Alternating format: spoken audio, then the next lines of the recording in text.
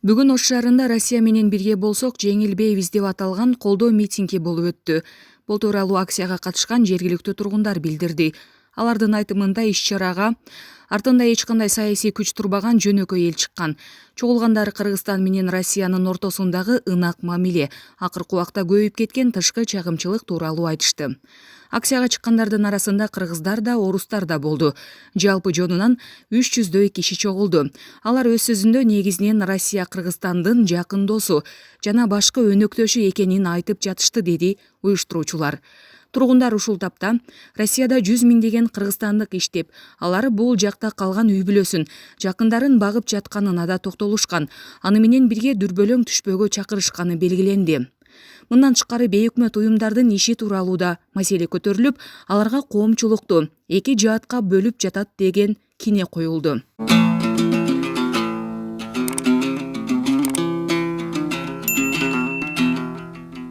Россия Федерациясынын президенти Владимир Путин Кыргыз Республикасынын президенти Садыр Жапаровго эки өлкөнүн ортосундагы дипломатиялык мамилелердин түзүлгөндүгүнүн 30 жылдыгына карата куттуктоо жолдоду. Бул убакыт аралыгында орус-кыргыз мамилелери стратегиялык өнөктөштүк жана союздаштык деңгээлине жетти. Мазмундуу саясий диалог жана ар кандай тармактарда жемиштүү кызматташтык өнүгүп жатат. Москва менен Бишкек Евразистин, ЖККнун, КМШнын, ШКУнун жана башка көп тараптуу түзүмдөрдүн алгагында натыйжалуу өз ара аракеттенүүдө. Биздин дос элдерибиздин жыргалчылык үчүн аймактык туруктуулукту жана коопсуздукту чыңдоо кызыкчылыгында эки тараптуу мамилелердин бүткүл комплексин биргелешкен күч-аракеттер менен мындан ары өнүктүрүүнү камсыздайбыз деп ишенем, деп айтылат куттуктоо текстинде. Россиянын президенти Владимир Путин президент Садыр Жапаровго бекемден соолук жана ийгилик, ал эми бардык кыргызстандыктарга тынчтык жана бакуатчылык каалады. АКШ санкциялардын алкагында Орусиянын GPS навигациялык тутумдарынан ажыратуу мүмкүнчүлүгүн карап жатат. Кооптонуунун кереги жок. Анткени бизде ГЛОНАСС бар, дейт Роскосмостун башкы директору Дмитрий Рогозин. Бул тууралуу РИА Новости жазды. Бүгүн санкциялардын алкагында АКШ Орусия Федерациясын GPS-тен ажыратуу мүмкүнчүлүгүн карап жатат. Бул жөнүндө билесиздерби, билбейсиздер. Мен сиздерге мындай маселе каралып жатат деп айта алам, деди Рогозин Прогресс ракеталык космостук борборуна барганда. Ал бул тууралуу кооптонуунун кереги жок. Анткени ар бир смартфон Россиялык ГЛОНАСС системасына туташкан жана ал бул учурда иштей берет. Министрлер кабинетинин төрагасы Акылбек Жапаров Жалал Абад облусуна жумушчу сапарынын алкагында Камбар Ата ГЭС-1 жана ГЭС-2 каскадына барды. Бул туурасында аталган мекеменин басма сөз кызматы билдирди. Маалыматка караганда Жапаров станциялардагы курулуш иштеринин жүрүшү менен таанышты. Камбар Ата 2 ГЭСтин экинчи гидроагрегатын ишке киргизүү үчүн Акылбек Жапаров жер үстүндөгү агып өтүүчү жайдын курулушун баштоону тапшырды. Мындан тышкары Камбар Ата 1 ГЭСинде даярдык иштерин баштоону тапшырды. Тактап айтканда электр станциясына баруучу жолдун жана Нарын дарыясына көпүрө куруу тапшырылды. Акылбек Жапаров Камбар Ата ГЭС-2 аймагындагы номер 2 транспорттук туннелдин курулушун аяктоо, электр линияларын тартуу жана куруучулар үчүн турак жай шаарчасын куруунун маанилүүлүгүн баса белгиледи.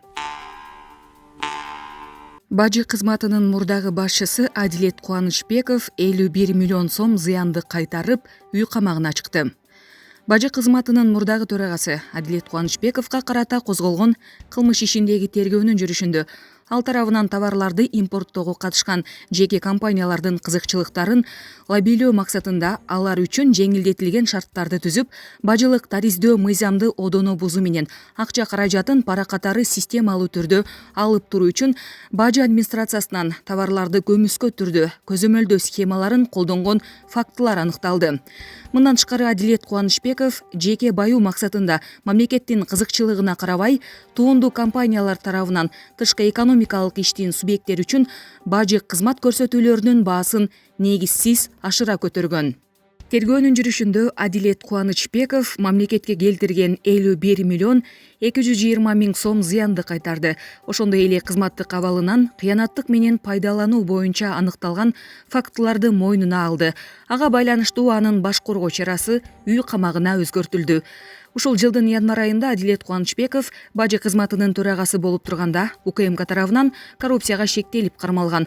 Анын кармалышы тууралуу Камчыбек Ташиев иштегенине 3 айга кетип жаткан. 2 ай жакшы иштеди. Жарым айда акырын колун бюджетке сала баштаган. Колун мыйза менен 40 чаптык деген. Бишкек Нарын-Торугар трассасынын долуунашуусундагы жолдун бир тарабы ачылды. Бул тууралуу Транспорт министрлигинин басма сөз кызматы билдирди. Белгилүү болгондой, 17 мартта долуунашуусунда 2 кар көчкү жүрүп, жол жабылып калган болчу. Кар көчкүнүн жалпы көлөмү 1 миллион кубометрди түзүп, аны тазалоого Транспорт министрлигинен, өзгөчө Кырдаалдар министрлигинен жана жергиликтүү бийлик тарабынан 13 атайын техникасы тартылган. Бүгүн 19 мартта жол ачык. Бишкек-Ош унаа жолунун Алабели ашуусунда аба ырайынын начарлашына байланыштуу жүк ташуучу унаалардын жүрүүсүнө чектөө киргизилди. Бул тууралуу 19 мартта Транспорт министрлигинин басма сөз кызматы билдирди. Ашууга калыңдыгы 10 сантиметрге жеткен кар жаады. Номер 23 жол тейлөө бөлүмүнүн кызматкерлери жолду кардан тазалап, инерттүү материалдарды төгүп жатышат деп айтылат маалыматта. Айдоочулар Орусиянын бажычылары товарды өткөрбөй жатканына даттанууда. Орусиянын бажы кызматкерлери Кыргызстандан барган жүк ташуучу автоунаалардын айдоочуларынан жүктөлгөн товарларды түшүрүүнү талап кылып жатат. Антпесе автоунааларды Орусиянын аймагына өткөрбөй жатышканын айрым айдоочулар соц тармактарга жарыяланган видеолорунда билдиришти. Бардыгын түшүртүп жатат. Башка тандоо беришпейт. Же түшүр, же артка кет деп айтып жатышат. Кечти утурлай түшүрүп бүтөбүз. Андан соң инспектор келип, мунун баарын видеого тартат дешти. Мына ушундай айдоочулар жолго чыкпаганыңар жакшы деп айткан мындай видеолордун биринин автору. Анын видеосунун товары түшүрүлгөн фураларды көрүүгө болот. Дагы бир айдоочу өз видеосун 17 мартта Маштакова бажы бекетинде тартып жатканын айтып, бажычылар кыргызстандык айдоочуларга гана ушундай мамиле жасап жатканын билдирген. Кыргызстандын Москвадагы элчилиги товарларды мажбурлап түшүртүү көрүнүшү Казакстан менен Орусиянын Оренбург облусунун чек арасындагы Маштакова постунда болуп жатышы мүмкүн экенин билдирип, кыргызстандыктардын укугун коргоо боюнча тиешелүү иштерди жүргүзүп жатканын маалымдады. 17 март 2022 Россия границасы Маштакова. Ана кыргыздардын фураларын полный чүрүп жүктөтүп атат обратно. Анан калган фуралар орус, тажик, казак, өзбек чүрткөн жок. Алар баары эле текшерип, аркасын аштырып эле текшерип кайра жөнөтүп берет. Мына кетип атат. Жалган кыргыз камаздар киргизип, жүктөрүн чүрүп жатат, текшерип. Текшергенде да полный жүктү түшүрөт, обратно эч нерсе текшербейт. Жүктү түшүрүп бүттүмү келет. КамАЗ пустой, фура пустойбу, артасы кузов. Болду. Кайра обратно жүктөп элет. Жүктөсүн печат басат, чыгып кетесиң мына. Полный кар жер, коробкалар мына. Полный ушул КамАЗ пияз аякта толтура баары. Алан кыргыздарды. Ренген иштейби десең, ренген иштетет. Неге ренгенге тартпайсыңар десе, бизде бийликтен жогорттон ошондой приказ. Биз приказды аткарабыз деп ушундайды кылып жатат. Туугандар.